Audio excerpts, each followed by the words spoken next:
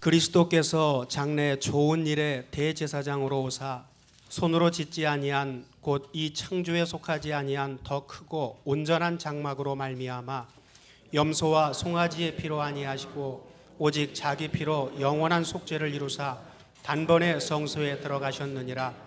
염소와 황소의 피와 및 암송아지의 죄로 부정한 자에게 뿌려 그 육체를 정결케 하여 거룩케 하거든 하물며 영원하신 성령으로 말미암아 흠없는 자기를 하나님께 드린 그리스도의 피가 어찌 너희 양심으로 죽은 행실에서 깨끗게 하고 살아계신 하나님을 섬기게 못하겠느뇨.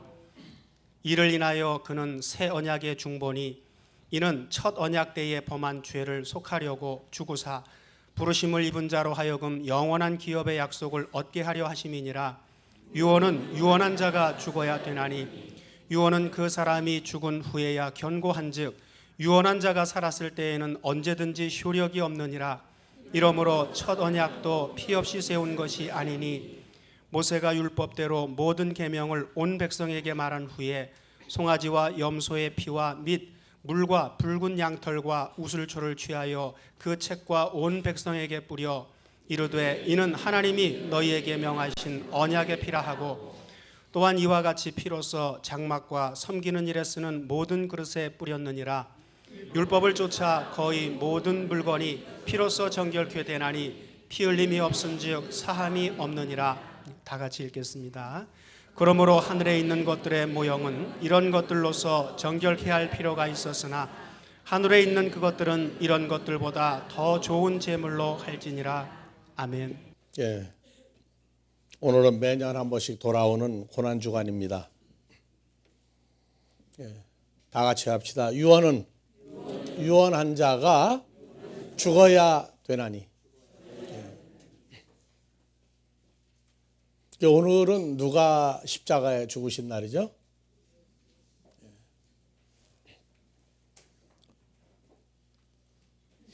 크리스마스는 무척들 좋아합니다.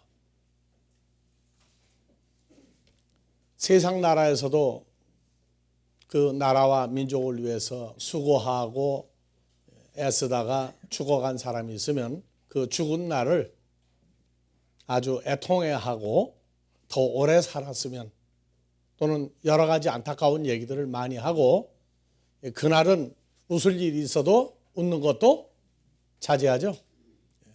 그리고 슬퍼합니다. 그런데 오늘 여러분들은 주님의 십자가 사건을 찬양까지 하면서 슬퍼합니까? 기뻐합니까? 아니면 무덤덤합니까? 이것이 바로 우리 자신 한 사람 한 사람을 살리기 위한 과정이었습니다. 우리가 주 안에서 날로 날로 성장한다는 얘기는 주님에게 일어났던 사건들이 바로 내 옆에 다른 사람 다 소용없다. 바로 내게 그 사건이 이루어졌구나. 그걸 깨달을 때 오는 새로운 조건과 새로운 존재와 새로운 감동이 삶으로 연결될 때에 그때를 가리켜 주의 장성한 분량이라고 얘기합니다. 오늘 아무 감동이 없거나 어떤 슬픔도 기쁨도 없다 할 때에 어린 것이 아니라 지금 성장하고 있는 과정이다. 그렇게 생각을 합니다. 주님의 십자가 사건은 그냥 이유 없이 갑자기 오신 게 아닙니다. 성경의 오랜 세월의 과정을 통해서 오셨는데 2000여 년 전 십자가 사건을 가리켜 성경은 히브리서 9장 10절 한 가지로 요약을 합니다. 자, 이런 것은 같이 봅시다. 먹고 마시는 것과 여러 가지 씻는 것과 함께 육체의 예법만 되어 개혁할 때까지 맡겨둔 것이라. 개혁할 때까지 맡겨둔 것이다. 주님이 장래 좋은 일의 대제사장으로 오셔서 12절 염소와 송아지의 피로 아니하고 오직 예수 그리스도의 피로 영원한 속죄를 이루사 단번에 성소에 들어가셨느니라. 그래서 그리스도 예수의 2000여 년 전 십자가 사건 이전에는 죄를 없애기 위해서 뭘 다 잡아야 됐어요? 염소나 송아지나 양을 대신 죽여야 됐습니다. 지금도 중동의 모슬렘들도 어느 날이 되면 양이나 소나 염소를 잡습니다. 중앙아시아 지역의 키르기스탄이라든가 이런 데도 가면은 아들을 낳으면 100일 때 또는 한 살이 돌 때에 양을 갖다가 신성한 장소에 가서 양을 잡아서 피를 사방에 뿌리고 그 손자의 아들의 머리에다가 피를 발라줌으로 해서 그 아이가 앞으로 온전히 성장하기를 바라는 그 짐승의 죽임과 피. 한국에도 피를 뿌리는 역사가 있죠. 언제입니까? 동짓날, 또 이사간 날. 요새 뭐 아파트에다가 피 뿌렸다가 난리 나죠. 예전에 못 뿌렸어요? 팥죽을 쑤어서 뿌렸습니다. 그러면 귀신이 도망간다. 귀신이 도망간다. 그러니까 지금부터 3,500여 년 전 애굽에서 히브리 민족이 나올 때에 양의 살을 먹고 양의 피를 문설주와 임방에 뿌리고 양의 살이 자기 몸 안에 있는 사람만 사망을 면하고 애굽에서 가나안으로 들어갈 기초를 마련했습니다. 오늘날 기독교가 이 죄 문제에 대한 처리가 아직도 알쏭달쏭하고 확신이 없습니다. 이거를 고백을 해서 되는 건지 고백을 안 하고 있으면 안 되는지 죄가 생각나는 걸 다 고백을 해야 되는지. 구약에서 예수 그리스도의 십자가 사건을 제일 먼저 말한 것이 창세기 4장에서 4절 이하입니다. 아벨은 자기도 양의 첫 새끼와 기름으로 하나님께 번제를 드렸더니 여호와께서 아벨과 그 제물은 연락하였으나 가인과 그 제물은 연락하지 아니하신지라. 그래서 8절. 그 후 그들이 가인과 아벨이 덜에 있을 때 다 같이요. 가인이 그 아우 아벨을 돌로 쳐 죽이니라. 그래서 최초의 살인 사건이라고도 얘기합니다. 무엇을 하나님께 제물로 드림으로 자기 목숨까지 바쳐야 됐습니까? 양의 첫 새끼와 양의 기름을 갖다가 돌을 쌓아놓고 하나님께 그 양의 죽인 몸을 불태운 그 연기가 하나님께로 올라가게 했다고 그래서 죽였어요. 그래서 성경 최초로 양이 죽은 사건을 가리켜 요한복음 1장 29절 예수 그리스도의 십자가 사건을 가리켜 요한복음 1장 29절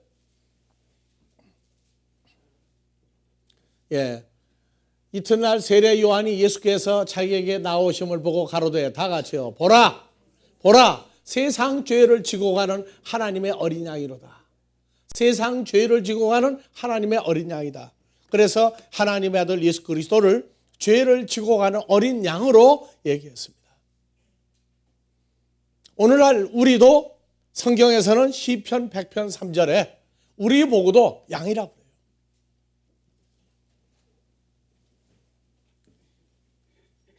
자, 여호와가 우리 하나님인 줄 너희는 알지어다. 여호와는 우리를 지으신 자요 우리는 하나님 여호와의 것이니 하나님의 백성이요 하나님의 기르시는 양들이로다. 그래서 우리를 보고 양이라고 얘기합니다. 자, 한국에서는 양을 잘 키우지 아니하니까 자기 자식을 낳아서 예쁜 자식은 뭐라고 그래요? 양새끼라고 안 하죠? 뭐라고 그래요? 어렸을 때 못 들어봤어요? 강아지, 예쁜 강아지. 또요? 돼지 새끼, 예쁜 돼지. 근데 예쁜 염소라고는 안 하더라고요. 왜? 염소는 뿔로 받는 성격이 있으니까. 그래서 한국 삶 속에서 어떤 짐승을 가리켜 예쁜 짐승을 내 새끼라고 얘기할 때 하나님은 예수 그리스도를 어린 양, 무슨 양? 죄를 없애는 양. 우리 보고도 죄가 있는데 예수 때문에 죄가 없어질 다 같이 하나님의 어린 양들이다. 양들이다. 그래서 구약에서 이 말하고 있는 것을 히브리서 9장 18절 예수 그리스도가 오기 전까지는 짐승이 우리를 대신해서 죽어야 했어요. 이러므로 언약도 첫 번째 언약도 피 없이 세운 것이 아니니 그래서 언약이 하나님이 두 가지 언약을 세운데 첫 번째 언약이 있고 예수 그리스도께 오심으로 세운 새 언약이 있습니다. 그래서 모세가 율법대로 모든 계명을 온 백성에게 말한 후에 다 같이요, 송아지와 염소의 피와 물과 붉은 양털과 우슬초를 취하여 책과 온 백성에게 뿌려 이르되 이는 하나님이 너희에게 명하신 언약의 피라 하고 또 이와 같이 피로써 장막과 섬기는 일에 쓰는 모든 그릇에 뿌렸느니라. 22절 율법을 쫓아 거의 모든 물건이 피로써 정결케 되나니 피 흘림이 없은즉 죄사함이 없느니라. 그러므로 하늘에 있는 것들의 모형은 이런 짐승의 피를 뿌림으로 정결할 피가 있었으나 하늘에 있는 하나님의 아들들은 이런 것들보다 더 좋은 제물로 할지니라. 누구의 피로? 예수의 피로 하나님의 아들들의 죄는 죄사함을 받을 수 있는 길을 열었습니다. 그래서 레위기 4장 13절 이하에 백성의 족장이나 또는 제사장들이나 또는 평민이나 여러 사람들의 죄를 사하는데, 만일 이스라엘 온 회중이, 온 회중은 여호와 하나님을 섬기는 오늘날로 말하면 모든 예수 믿는 자들이 하나님의 금령 중 하나라도 금령해라 하지 말라 하는 것 중에 그릇 범하여 허물이 있으나 스스로 깨닫지 못하다가 다 같이 범한 죄를 깨달으면, 나 잘못한 거 없다는 거예요, 신앙생활 하는데. 근데 어느 날 하나님의 말씀을 보니까 야 이거 하지 말라는 거랬구나. 그러면 죽어야 돼요. 죽어야 되는데 사는 길은 뭐냐? 자기 대신 짐승이 죽어줘야 돼요. 그래서 송아지나 양이나 염소가 자기를 대신해서 죽어지면 살 길이 있습니다. 그래서 잘못했구나 깨닫는 거예요. 깨달으면 고백을 하는 게 아니고 죄를 깨달은 회중 히브리 민족은 다 같이요, 수송아지를 속죄죄로 드릴지니 그것을 회막 앞으로 끌어다가 회중의 장로들이 여호와 앞에서 그 수송아지 머리에 안수하고 그것을 여호와 앞에서 죽일 것이요, 기름 부음을 받은 제사장은 수송아지의 피를 가지고 회막에 들어가서 제사장이 손가락으로 그 피를 찍어 여호와 장 앞에 7번을 뿌릴 것이며 그 피로 회막 안에 여호와 앞에 있는 다른 단뿔에 바르고 그 피 전부는 회막문 앞 번제단 밑에 쏟을 것이며 그 기름은 다 취하여 단 위에 불사르되 수송아지를 속죄죄 수송아지에게 한 것 같이 할 것이며 제사장들이 그것으로 회중을 위하여 속죄한 주 그들이 사함을 얻으리라. 죄사함 받으려면 뭐가 죽어야 되세요? 구약에서도 애굽에서 나와서 광야에서 40년을 지내는 동안에 하나님이 해라 하지 말라 한 것을 깨달으면, 죄를 범해도 모를 때는 몰랐어요. 근데 말씀을 보니 그게 죄였구나 깨달으면 어디 가서 고백하는 게 아니라 뭘 갖다가 송아지나 집에 가셔가지고 레위기 1장부터 4장까지 쭉 읽어보시면 죄를 없애기 위해서 양이나 송아지나 염소가 대신 죽어줘야 됐어요. 그래서 다시 조금 더 올려보세요. 13절 14절 죄를 깨달으면 수송아지를 속죄죄로 드릴 것을 회막 앞으로 끌어다가 회중의 장로들이 여호와 앞에서 수송아지 머리에 안수하고 그것을 여호와 앞에서 잡을 것이요, 회중의 장로들이 여호와 앞에서 송아지를 머리에 안수하고, 그걸 안수한다는 게 뭐냐? 죄를 그 짐승에게 넘기는 거예요. 다음에 레위기 4장 27절로 갑시다. 이거 하나 더 읽어봐야 되겠어요. 자, 만일 평민의 하나가 아무 직분도 가지고 있지 않은 예수를 믿는 사람 중에 아무 직분도 없는 사람이라면 여호와의 금령 중 하나라도 부지 중에 범하여 허물이 있다가 범한 죄에 깨우침을 받거든 그는 흠 없는, 이번엔 뭐예요?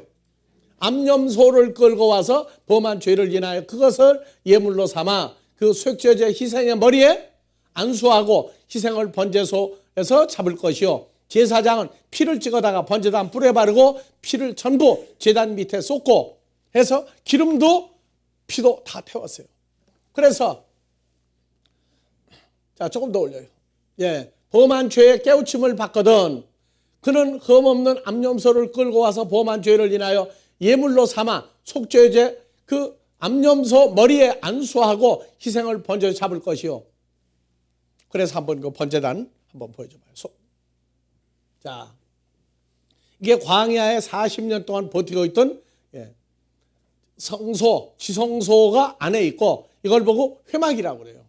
그래서 보니까 자, 저 뒤에도 다 보이죠? 이건 무슨 소? 얼룩소예요, 젖소예요? 다음에 또 뭐 나왔어요?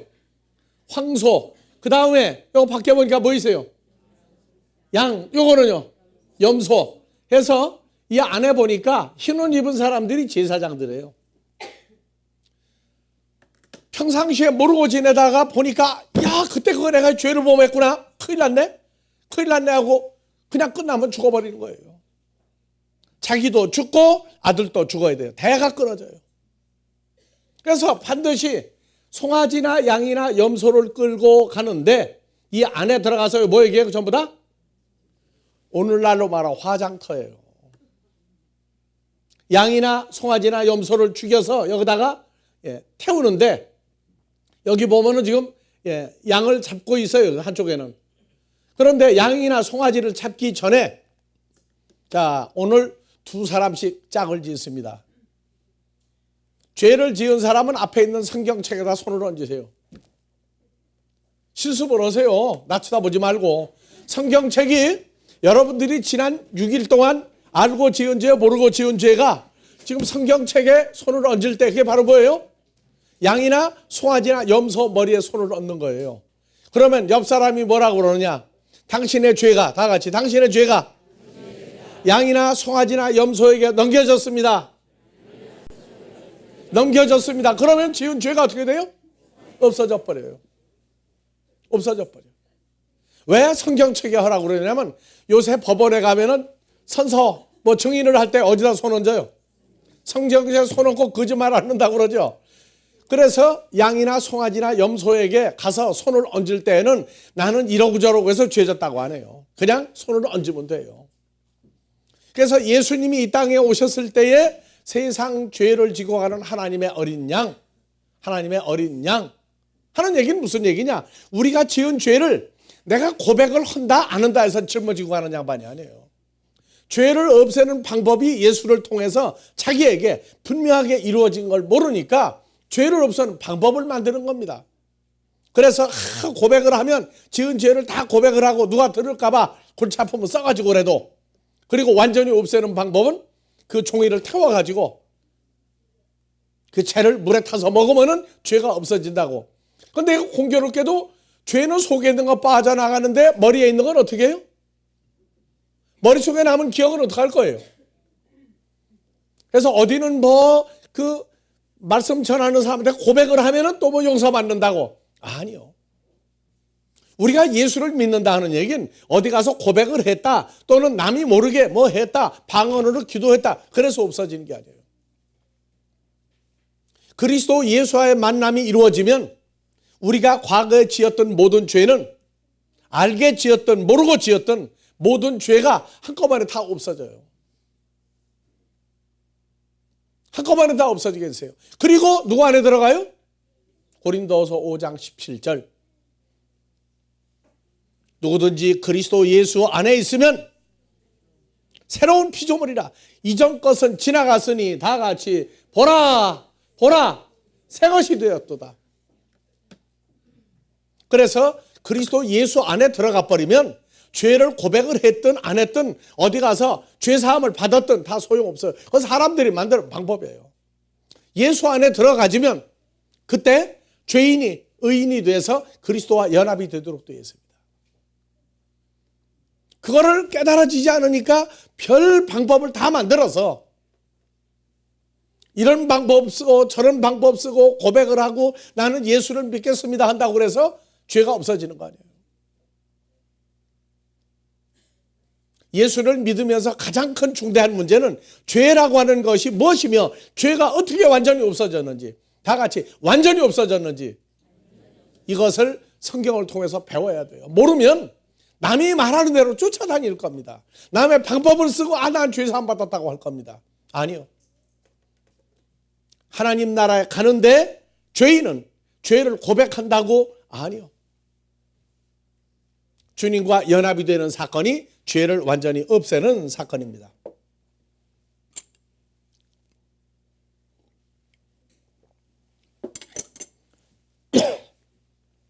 그래서 히브리서 10장 1절부터 한번 봐봅시다. 율법은 장차오는 일의 그림자요 참 형상, 진짜 형상이 아니므로 해마다 늘 드리는 바 같은 죄를 지으면 짐승을 가지고 나와 잡아서 피를 바치는 제사로는 나오는 자들 언제든지 온전케 할 수 없느니라.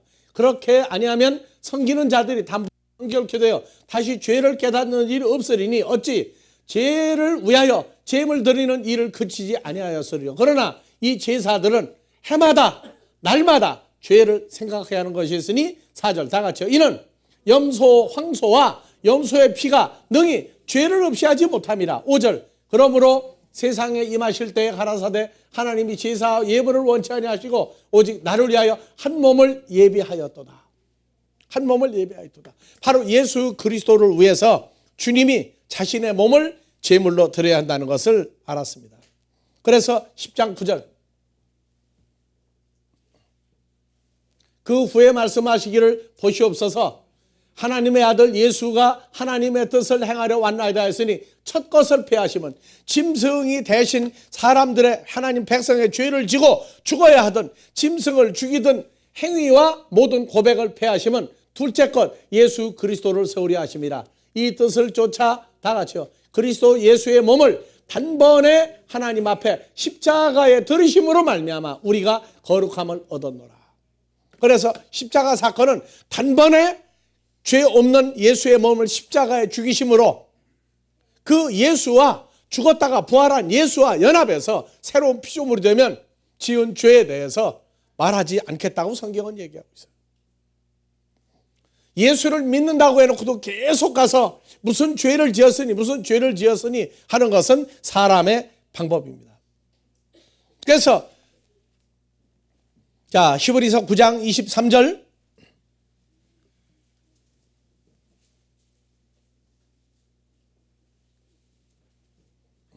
그러므로 하늘에 있는 것들의 실상이에요, 모형이에요.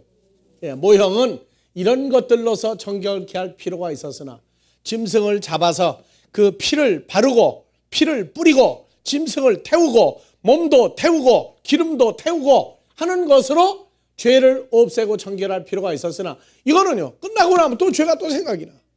그럼 그때마다 짐승을 다 죽여야 되는데 그럴 수는 없다고. 한번 갔다 오면 또 일정 기간 봐줘요. 근데 계속 머릿속엔 뭐냐? 나는 죄인이다. 또 어디에 가야 된다? 짐승을 잡아가지고 또 가야 된다. 또 가야 된다 그래요. 그러나 하늘에 있는 그것들, 하늘에 있는 누구는 하나님의 아들들은 이런 것들보다 더 좋은 제물로 할지니 양이나 송아지나 염소를 잡아서 죽여서 피를 뿌리고 태우고 한다고 되는 것이 아니다. 더 좋은 제물, 죄 없는 그리스도의 몸으로 할지니 24절 그리스도께서는 참것의 그림자인 손으로 만든 성소에 들어가지 아니하시고 오직 참 하늘에 들어가사 이제 우리를 위하여 하나님 앞에 나타내시고 대제사장 해마다 다른 것의 피로서 성소에 들어가는 것 같이 자주 자기를 드리려고 아니하실지니 26절 그리하면 그가 세상을 창조할 때부터 자주 고난을 받았어야 할 것이로되 이제 자기를 죄 없는 그리스도 예수의 몸을 단번에 산제사로 드려 죄를 놓게 하시려고 세상 끝에 나타나셨느니라. 그래서 그리스도 예수의 2000년 전 나타나시고 십자가에 죽으신 것은 하나님의 아들들의 죄를 생각날 때마다 짐승을 죽이는 게 아니라 단번에 다 없애버리기 위해서 왔어요. 그래서 우리가 그 죄를 단번에 없앤 예수와 연합이 되면 연합된 사건이 존재와 실상과 개념과 생각, 삶에서 완전히 이루어진 것을 깨달을 때에 사람들이 말하는 죄라고 하는 문제는 다 처리가 되는 것입니다. 그게 우리말로 말은 맞는데 나는 믿어지지 않는다, 껄쩍지근하다. 그러면은 계속 죄 때문에 고민을 할 것입니다. 그러나 그 죄는 그리스도 예수에게로 몰아가는 모학선생의 역할을 할 겁니다. 예수가 아니면 나는 죽는구나 하는 처참한 지경에까지 갔을 때에 로마서 7장 24절 오호라 나는 곤고한 존재라. 누가 이 사망의 몸에서 나를 건져내랴 하는 그 죄와 사망에 관한 갈등 속에서 로마서 8장 1절 이제 육신을 따라 살지 아니하고 성령을 따라 사는 그리스도 예수 안에 있는 자에게는 결코 정죄함이 없나니 너는 죽어야 한다는 말과 의미와 뜻이 없나니 예수 안에서 주님과 함께 살아가는 길을 따라가면 영원히 생명과 영생이 보장된다. 그런데 왜 짐승의 피로도 안 됩니까? 구약에서 왜 사람을 죽이면 안 된다고 얘기합니까? 오늘날도 사람을 왜 죽이면 왜 안 됩니까? 죽이면 안 된다 하는 것밖에 몰라요. 성경은 죽이면 안 된다가 나와 있어요. 자, 그 얘기가 창세기 9장 3절부터 봐봅시다. 왜 사람을 죽이면 안 되는지, 짐승은 죽여도 사람 왜 죽이지 말라고 하는지 오늘 읽고 난 다음에 여러분들 머리에 떠오를 겁니다. 자, 무릇 살아있는 동물은 너희의 식물이 될지라 채소같이 내가 이것을 다 너에게 주노라. 그러나 짐승의 동물의 고기를 다 같이 생명되는 피와 함께 먹지 말 것이라. 그래서 피는, 짐승도 피가 빠지면 어때요? 죽어야 되죠. 그래서 그 피를 가리켜 다 같이 피는 생명이다. 생명은 피다. 그래서 혈과 육으로 살다가 죽을 인생, 죽을 짐승에게는 피가 빠지면 다 죽어요. 그래서 그 고기를 피가 함께 먹지 마라. 그래서 오늘날 비행기를 타고 다니는 사람들은 알아요. 유대인들이 그 비행기를 탔다고 그러면 우리가 먹는 소고기나 돼지고기나 이거 못 먹어요, 사람들은. 그래서 그 유대인들의 제사장, 우리말로 유대인의 목사가 가서 그 짐승을 잡는데 보고 피를 제대로 뽑았나 안 뽑았나 보고 피를 뽑았다. 거기다가 사인을 해줘야 그 고기를 가지고 유대인들이 먹는 고기를 만들어요. 밥 반찬을 만들어요. 그래서 비행기에서 일하는 스튜어디스나 공항에서 일하는 사람들에게 다 알아요. 유대인들이 타면은 아주 까다로워요. 왜? 그 피가 다 빠지지 않은 걸 먹으면은요, 그들 말로 소위 지옥에 간다는 거예요. 자, 내가 반드시 짐승의 고기를 먹을 때 피와 함께 먹으면 나 여호와가 반드시 너희의 피 곧 생명의 피를 찾으리니 짐승이면 짐승에서 사람이면 사람의 형제면 그에게서 그의 생명 피값을 찾으리라. 6절 무릇 사람의 피를 흘리면 사람이 그 피를 흘릴 것이니 왜냐? 하나님이 다 같이요 자기 형상대로 사람을 지었습니다. 그러면 사람은 누구 형상이에요? 하나님의 형상이기 때문에 잡지 말라는 거예요. 죽이지 말라는 거예요. 근데 짐승은 괜찮단 말이에요. 그래서 사람이 사람을 죽이면 죽인 사람도 죽어야 한다는 얘기는 죽였으니까 죽는 게 아니라 다 같이요. 사람은 누구 형상이다? 하나님 형상대로 되어졌기 때문에 죽이지 말라는 거예요. 이거는 검사 판사도 몰라요. 우리는 알아. 왜? 성경을 쓰신 분의 아들들이니까. 그런데 왜 사람을 죽이지 말라고 했느냐 하는 얘기는 바로 우리 주 그리스도 예수의 목숨, 그의 생명을 담보로 해서 우리가 또 하나님 형상이 된 것을 알아야 합니다. 그래서 육체의 생명은 짐승까지도 피가 빠지면 죽는데, 자, 우리 주 예수 그리스도는 십자가에서 죽으실 때 못과 못을 다 쏟았다? 물과 피를 다 쏟고 죽으셨다고 그래요. 근데 어떻게 부활합니까? 그 내용을 알아야 돼요. 예수님은 피가 두 가지가 있었어요. 하나는 육신의 피예요. 모든 사람과 동일한 피도 있었는데 그 피를 뽑아도 물이 빠져도 죽었다가 부활할 수 있어요. 그 사람들이 예수님은 우리를 위해서 물과 피를 쏟다가 죽으셨다고 그러는데 어떻게 부활했느냐? 물어보면 뭐예요? 그냥 앞사람만 멍하니 쳐다보고 뭐라 그래요? 뻥 하고 봐. 그러면 안 돼요. 우리는 그걸 설명을 해줘야 돼요. 왜? 우리는 죽었다가 살아난 걸 분명히 알고 있으니까. 그래서 사람의 피, 예수 그리스도의 피는 달라요. 예수님의 피는 인간이 가질 수 없는 어떤 A형이나 B형이나 AB형이나 O형이나 그런 피가 아닙니다. 그 피는 빠져도 관계가 없었어요. 그래서 요한복음 12장 46절 다 같이 봅시다. 나 예수는 빛으로 세상에 왔나니.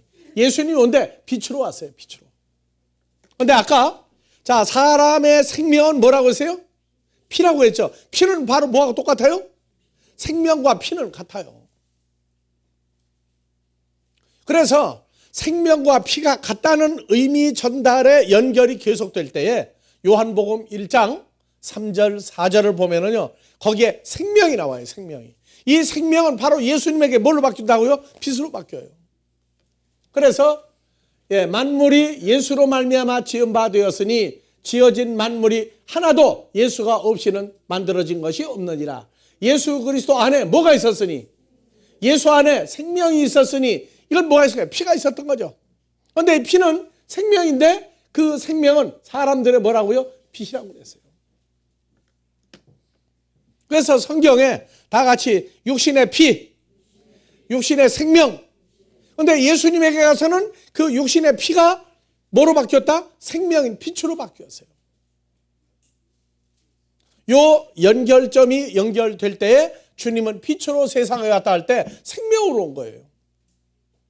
이걸 모르니까 소크라테스가 그리스 아테네에서 대낮에 사람을 찾으러 다니는데 뭐 들고 다녔어요? 등을 들고 다녀요. 등을. 대낮에 왜 등을 달고 있냐? 난 사람을 찾으려고 한다. 근데 예수님은 등을 들 필요가 없었어요. 왜? 그분 자체가 생명의 빛을 비추었습니다. 사람들에게 생명의 빛을 비추었는데 그것을 받아들인 사람과 받아들이지 못하고 예수 믿는 사람과 두 종류로 나뉘어요. 자, 옆 사람 보세요. 누구 형상이에요? 공부 안 하는 사람들은 그냥 사람으로 보여요. 여러분들 그동안에 말씀이 이제 많이 숙달되다가 보니까 하나님 형상 하는데 공부 끝나고 나면 또 누구로 자꾸 보인다고요? 효력 상실이 자꾸 일어나. 그런데 우리가 예수를 믿는다는 얘기는 예수 그리스도의 생명이 우리에게 주어졌어요. 생명이 주어진 건 빛이 우리에게 주어진 겁니다. 그래서 고린도후서 4장에서 6절을 먼저 봅시다. 자, 4절부터 올려놓고 6절 내려갑시다. 자, 6절. 어두운 데서 빛이 비치리라 하시는 하나님께서, 빛이 비치라는 건 뭐가 비춘 거예요? 생명이 비추리라 하시던 하나님께서, 다 같이 읽읍시다. 그리스도 예수의 얼굴에 있는 하나님의 영광을 아는 빛을 우리 마음에 비췄느니라. 그냥 무심히 우리 마음에 비췄다. 뭐를? 빛을 비췄다 그래요. 근데 자 보세요. 4절. 그리스도는 누구 형상이에요? 하나님의 형상이에요. 그리고 그리스도의 영광의 복음의 광채가 비추면, 우리에게 비추면 우리가 누구 형상인 거 알아요? 우리가 하나님 형상인 줄 알아요. 그래서 신앙생활이 그냥 머리로 알아가지고 물어보면 대답은 잘해. 우린 누구 형상이냐? 다 같이. 우리는 누구 형상이에요? 하나님 형상이다. 그런데 끝나고 나서 보면 누구만 보여요? 사람 형상만 보여요. 그게 어린아이 때예요. 어린아이 때라. 성장하면서 보면은 이젠 그냥 세상 사람을 봐도 누구 형상으로 자꾸 보이기 시작해요? 하나님 형상으로 자꾸 보이기 시작해요. 자, 부부지간에 오늘 오신 분들도 옆 사람 자세히 보세요. 누구 형상으로 만났나? 하나님 형상으로 만난 거예요. 그래서 사람이 결혼을 하면 천생연분이 만났다고 그래. 하나님께로 태어난 자들이 만났다. 근데 사람과 사람이 결혼하는데 하나님 나라에 좋은 건 다 따다갔어요. 천생연분이다. 하나님께로 난 자가 연분이 맞아서 결혼했다. 안 해요. 세상 사람들은 다 같이 인생연분. 사람에게서 태어나서 사람끼리 만났는데 인생연분이 무슨 천생연분이에요. 그래서 하늘에서 난 자 예수 그리스도와 하나님께로 태어난 하나님의 아들들이 그리스도 예수와의 만남을 가리켜 다 같이 천생연분이다. 똑같이 닮은 사람끼리, 똑같은 형상끼리 만나요. 누구의 형상끼리? 하나님 형상끼리 만나는 거예요. 그래서 신앙생활은 가정에도 화평, 가정에도 화목, 하나님 형상끼리 된 거 알고 나면 서로가 존경할 수밖에 없어요. 사람들은 몰라도 하나님의 형상을 가진 그리스도 예수로 말미암아 죄사함 받고 연합된 사람들은 가정에서도 화목, 화평. 왜? 하나님 형상을 만났으니 존경해야 돼요, 말아야 돼요? 존경해야 되겠죠? 그래서 하나님 형상인가 무조건 용서자가 아니에요. 지금은 비록 어릴지라도 성장하면서 보면 진짜 하나님 형상이에요. 그래서 고린도후서 4장 4절 그리스도의 영광의 복음의 광채가 사탄은 비치지 못하게 하고 예수는 비추고 그리스도는 하나님의 형상이다. 그래서 6절 어두운 데서 빛이 생명이 빛이 비치리라 하시던 하나님께서 그리스도 예수의 얼굴에 있는 하나님의 영광 하나님의 형상을 아는 빛을 우리 마음에 비췄느니라. 그래서 말씀을 통해서 보니까 다른 사람들은 몰라도 자기가 하나님 형상으로 존재한다는 것을 발견할 때 그게 찾아질 때 보일 때에 그 기쁨은 말할 수 없는 겁니다. 이 기쁜 마음 옆 사람 다시 한번 보기 바랍니다. 뭘 보입니까? 오늘은 거짓말을 하더라도 하나님의 형상이라고 하십시오. 그런데 하나님의 아들들은 다 하나님 형상끼리 모인 걸 알아요. 오늘 아침에 거울을 보고 왔는데 누구 형상 보고 왔어요? 그러면 이제 아침부터 거짓말 못하는 거예요. 이제 우리는 이제 주와 연합함으로 하나님 형상이 되었다. 오늘 또 여기 예수쟁이들이 모인 거예요? 그냥 하나님 형상들이 모인 거예요. 아직 모를지라도 세월이 지나면 믿음은 들음에서 나며 들음은 그리스도의 말씀으로 말미암았느니라. 말씀이 영과 생명이 돼서 우리가 하나님 형상인 걸 알게 됩니다. 하나님 형상일 때에는 미운 것도 원수도 지긋지긋한 것도 없어져요. 다 뭐만 남아요? 하나님 형상만 남아요.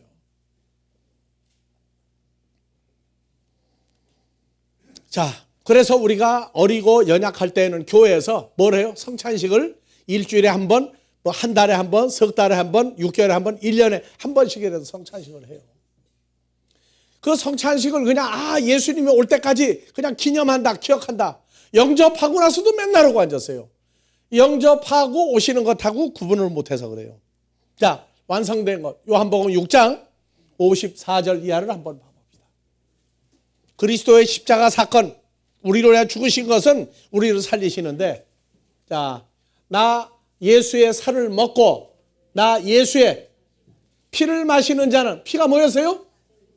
피가 생명이었고 또 빛을 마시는 자는 영생을 가졌고 마지막 날에 내가 내 살과 피, 생명과 내 살을 먹고 마시는 자를 다시 살리리니. 56절 내 살을 먹고 내 피를 마시는 자는, 내 살을 먹고 내 생명을 마시는 자는 그리스도 안에 거하고 나도 그리스도 예수와 연합하여 한 존재가 되나니.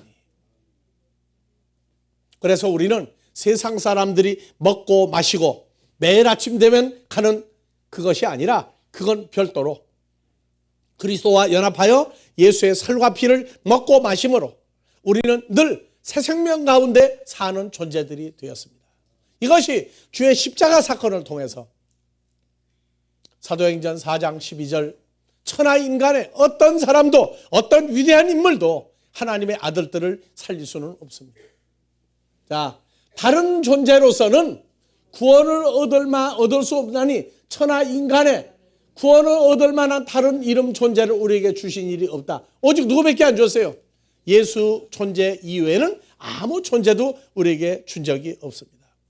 주의 십자가 사건, 주님의 고통, 주님의 아픔, 인간의 주를 향한 모멸, 모독도 우리에게는 죄와 사망에서 죽어야 할 우리를 살리셨습니다. 주의 십자가는 우리에게 저주가 아니라 우리에게 축복이요, 하나님 형상이요, 영원한 하나님의 아들이 되는 지름길이 됐습니다. 주의 십자가, 감동이 올 수도 있고 희열이 올 수도 있고 주의 십자가 한없는 슬픔도 올 수 있습니다. 고루고루 다 누릴 때 완성은 주 안에서 새로운 하나님의 아들의 형상이 되어졌다는 것을 우리는 전파해야 됩니다. 그래서 고린도후서 3장 5절 6절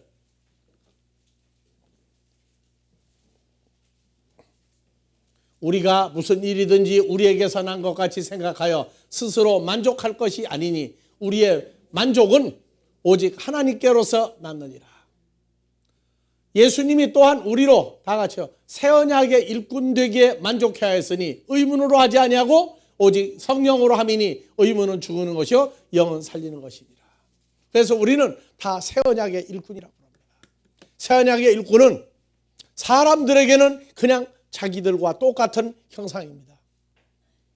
아시아인이냐 중국인이냐 서양 사람이냐 아프리카냐 피부의 혈색과 종족을 따지지만 하나님 나라에서 우리는 모든 언어와 민족과 살색, 피부색을 떠나서 다 그리스도 예수 안에서 다 같이 하나님의 형상이 되었다. 그래서 모든 민족으로 하나님의 아들로 예수 안에서 똑같은 형상을 만드는 것이 다 같이 새 언약의 일꾼이다. 그래서 나아가서 그냥 저 예수만 믿으라 하지 말고 주 안에서 새로운 피조물 되어 하나님의 아들의 형상을 동일하게 가진 자를 만드는데 오늘 이후로 여러분들은 새 언약의 일꾼이 돼서 하나님을 기쁘게 하는 아들의 삶이 계속되기를 주의 이름으로 축원합니다. 오늘 또 임마누엘 하시며 함께 하나님의 자녀된 것을 증거하게 하신 아버지, 오늘 이 자리에 함께한 자들과 세계 도처에서 함께 아버지 앞에 있는 모든 자들에게 그리스도 예수의 살아가심과 이제 보혜사 성령으로 역사하여 새로운 피조물들을 만드는 역사가 이것과 동일하게 성경대로 주 안에서 하나님의 형상이 되도록 인도하여 주시기를 우리 주 그리스도 예수의 이름으로 축원하옵나이다.